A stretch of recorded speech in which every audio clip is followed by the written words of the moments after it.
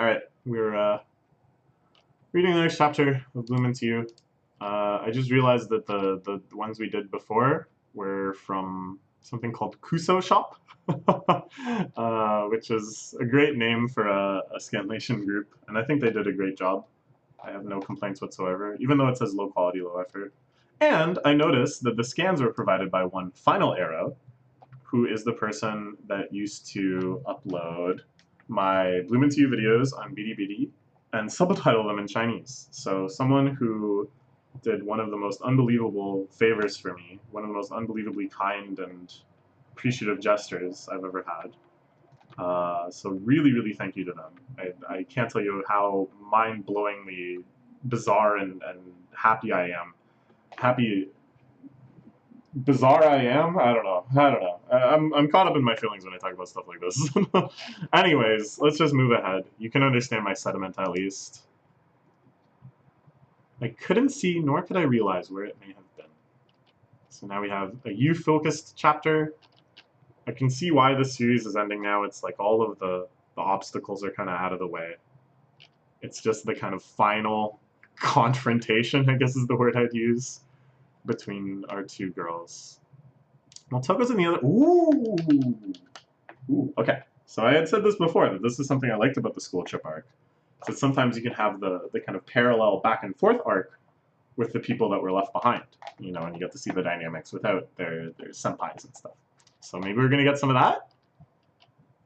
From the whole time, it's probably just talking to Hiro-kun anyways. I'm feeling so irritated. I don't like this. This is really well done. The way it depicts like the sound coming out of the wall. Yeah. Okay. Do you remember? This is how the series starts. This is how it starts. She's talking about shoujo manga and love songs, and how she's never really understood the words in them. How she's never felt anything like that. I felt like I had come to know them. But, oh, it's the astrolabe or whatever it's called. The projector. Oh.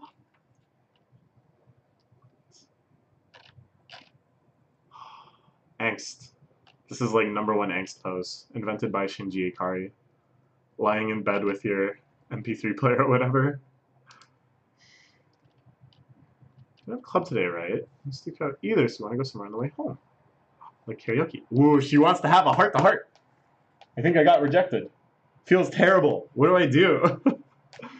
Nice, nice. I'm pretty happy for this. I'm in planes today. I'm going some bowling with some friends with the basketball club. See that. Oh, interesting. I would have thought for sure that's the actual plot we're going to follow. We're going to get some Koyomi time. I love Koyomi so much. Ah, so she has Koyomi too. Heading straight home, of course. Oh, maybe Maki? It's time to hang out with Maki. Yeah! Maki-kun. Nice, nice. Another ally. I hope before the end we still get some kind of arc where she reveals her feelings to Koyomi and Akira-san.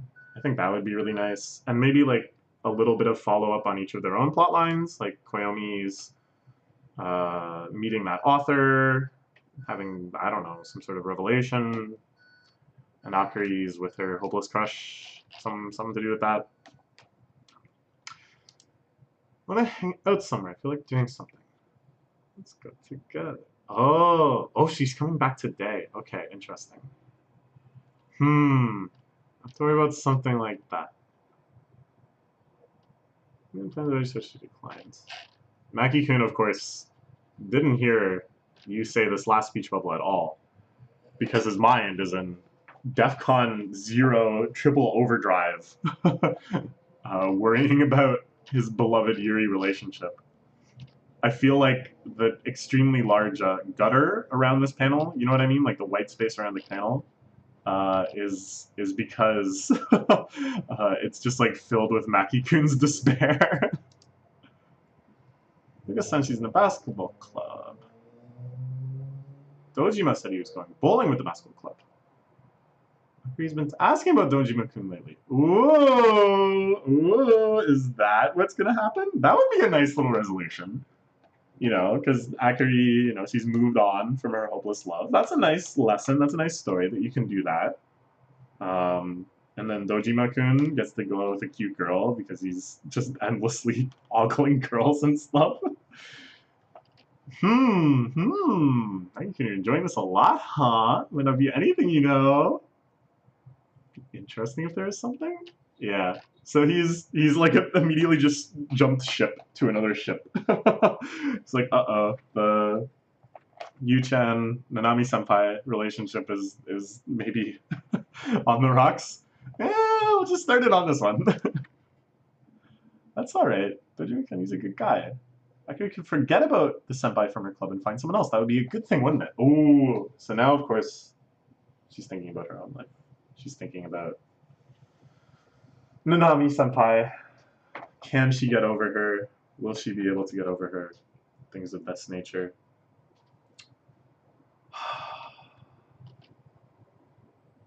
The way her face becomes crestfallen here is pretty wonderful. Might be better if I could just enjoy it like Maki-kun. Romance is something for others, not myself. Yeah. So she's back to here. She's reaffirmed it. Even though she understands what it is now, it's not for her. And the last time she talked to Maki-kun about this stuff, she had said the same thing. So I think she's trying to kind of reiterate it now so that they can kind of be like, yep, haha, that's just us, a couple of aromantics. Perfectly fine. Yeah. By the way, I think it's really cool that a lot of people when the series started, they were like, ooh, this is really neat, because Yu is like an aromantic character, and you don't get to see that too often. And even though to me, with my Yuri eye, this is the Yuri goggles, I knew that this certainly wasn't going to be the case, and eventually that the romance would be reciprocated and blah, blah, blah. So I was kind of like, oh yeah, I guess that's a little disappointing, because it would be cool if it was just an aromantic character. But we have Maki-kun, who has stayed consistently aromantic. And barring some bizarre plot line where he starts dating Koyomi or something, which I don't think I would like, I think it'll be that way for the rest of the series. So that's cool. That's cool. So yeah, Yu-chan here trying to have a little aromantic laugh with Maki. But Maki knows. He knows that's not it. Oh my god, they go to the batting center? Because Yu is on the baseball team. That's right. She's actually like amazing at this, I bet. Something happened with Nanami senpai? Oh yeah. He can read her pretty well, I think. But she's actually like super frustrated. Oh, I told senpai that I loved her since I felt I'd come to know what love is. I'm so shocked that she just came out and said it.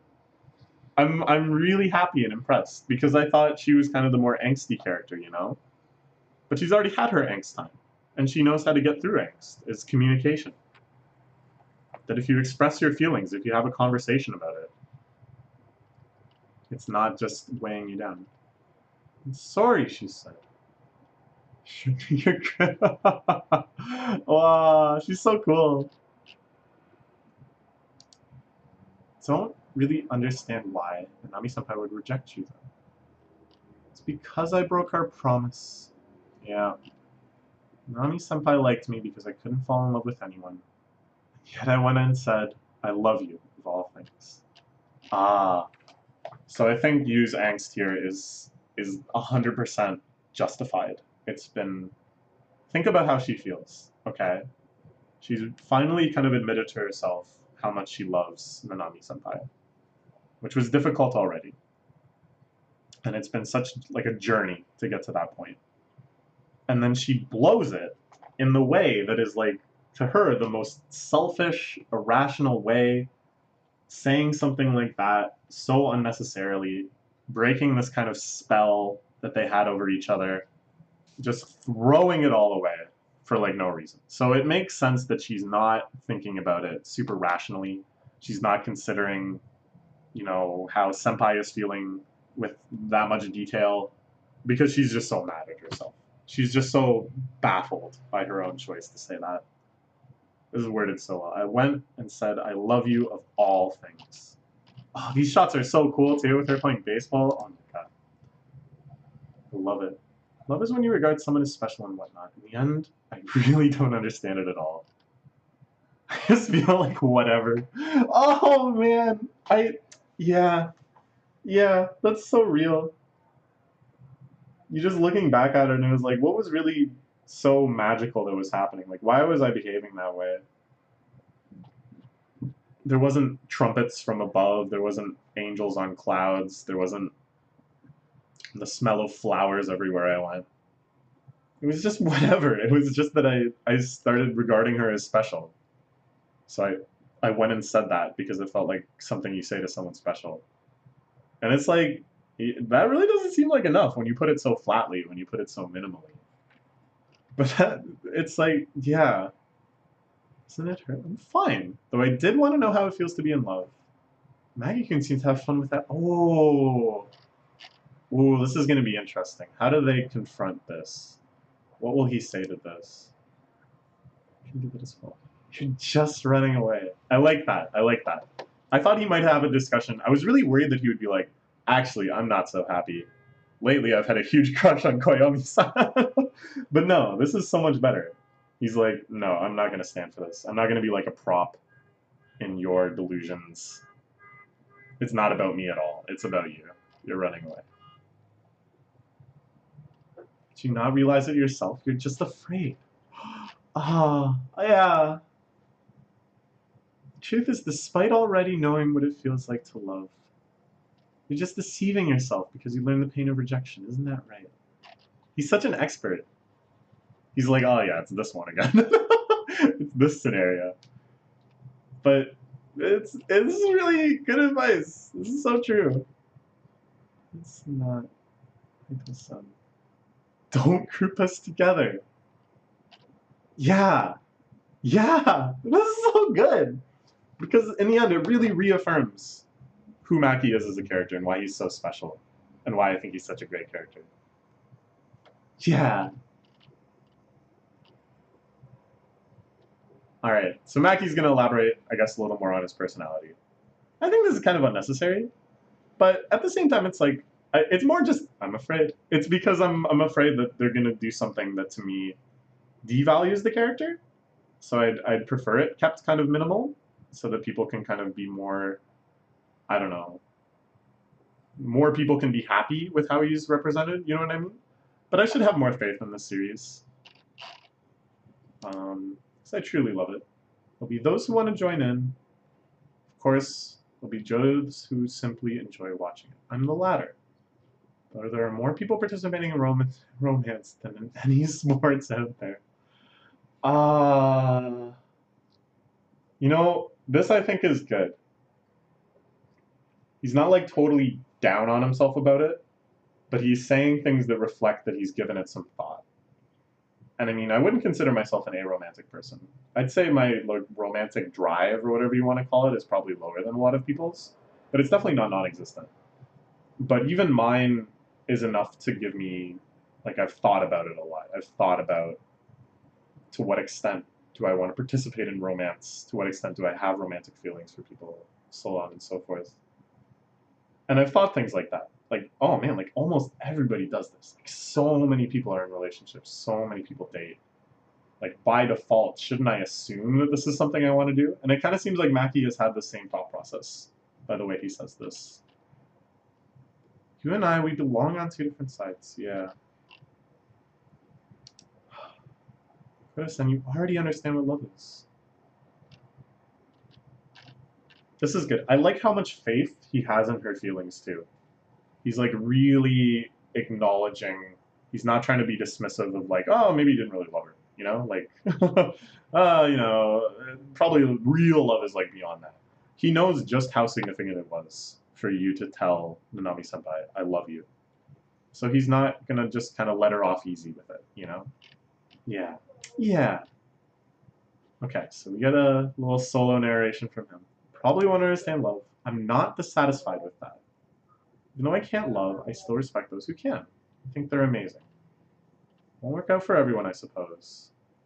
Even so, being happy on that stage must be nice. So this is his... Well, I never actually considered this. It's interesting. So he used a metaphor way back when he first kind of talked about his aromantic feelings, or yeah, whatever.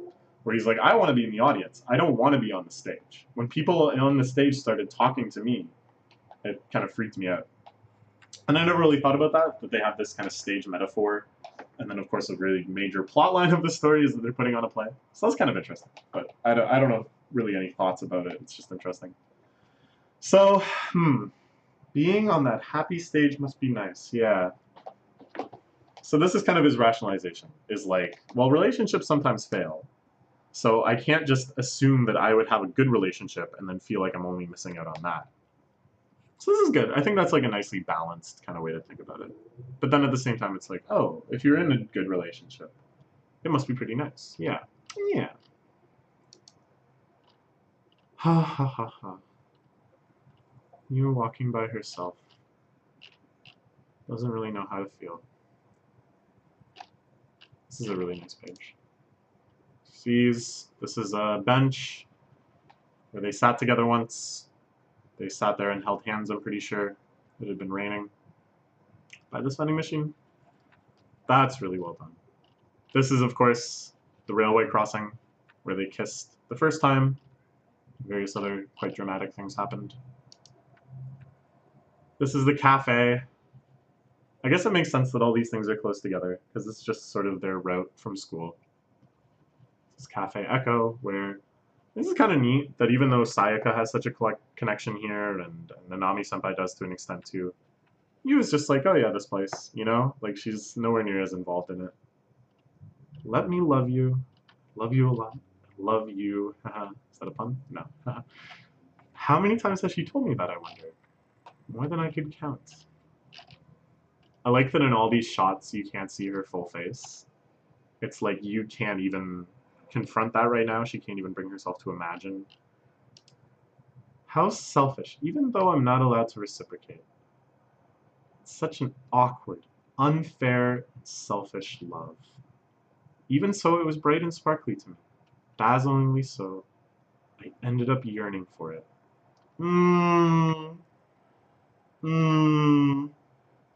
I love this. This is such a succinct summary of the entire premise of the series in a way that's so honest about what it is. Like, if you look back at it, if you really think about the sort of pseudo relationship they had, it certainly was an awkward, unfair, and selfish love. You know? Even though often it had very romantic trappings, even though we were encouraged to empathize with both of the characters and kind of see their reasoning behind the way it was a really awkward, unfair, and selfish love. But even so, it was so bright and sparkly to you. Even so, she was swept up in it. She ended up yearning for it. She wanted to see what that felt like. To be so awkward and unfair and selfish, and yet do it anyways, to still love. This, of course, the most famous location of all, perhaps. The stepping stones, where they've had some of the most significant conversations in their relationship. That's right, I'm running away.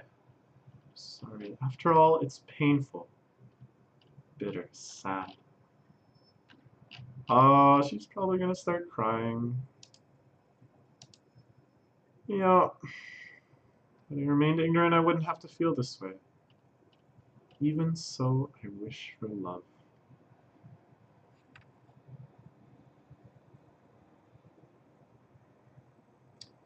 Jeez.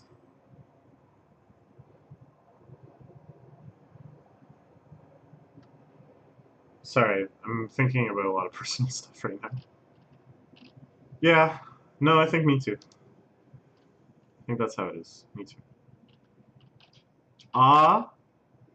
And this is when Nanami-senpai texts her. I think there's like, in this sort of situation, welcome to Kitsu's relationship advice. There's kind of two things you can do. Something like this has happened, and you've kind of been out of communication. And then you've worked up the courage to send a text. It's like you kind of feel like maybe you should do more, but you've just settled on sending a text that's going to somehow move things forward. I think you can either just do two things.